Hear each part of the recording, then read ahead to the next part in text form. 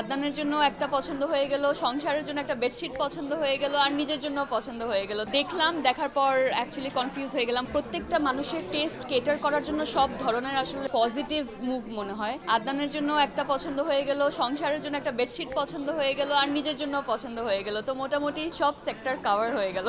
আমার কাছে ফার্স্টলি যেটা ভালো লেগেছে, মেল সেকশনে পাঞ্জাবি উইথ সালোয়ার, ওইটা খুব ইন্টারেস্টিং লাগলো। ওখানে একটা পছন্দ হয়েছে।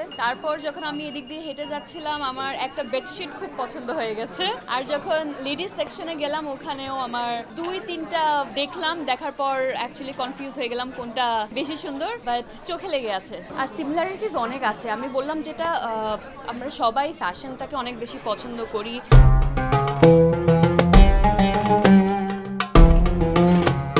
আর এখনকার ছেলেমেয়েরা ওরা অনেক বেশি কনসিয়াস।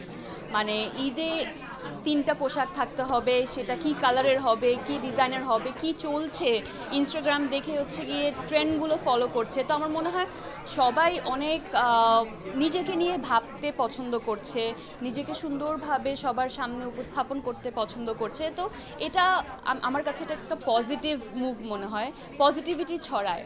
আর শুধুমাত্র নিজেকে নিয়ে সবাই ভাবে না, যখন নিজের জন্য একটা কিছু কেনা হয়ে যায় তখন সবসময় মনে হয় বাবার জন্য কি লাগবে, মার জন্য কি লাগবে, এবার ভাই বোনদের সাথে ম্যাচিং করে কিছু একটা নেই। তো এই ফেস্টিভ মুডটা আমার খুবই পছন্দের।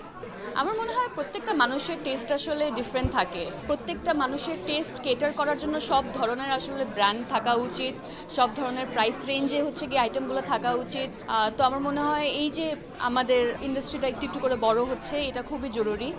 আর আমার মনে হয় বাংলাদেশি মেয়েরা, ছেলেরাও অনেক বেশি fashion forward and fashion lover. So আমার মনে হয় যত বেশি ব্র্যান্ডস থাকবে, যত অপশন বাড়বে, তত জব ক্রিয়েট হবে, নিজেকে আরও কনফিডেন্ট ওয়েতে প্রেজেন্ট করতে পারবে।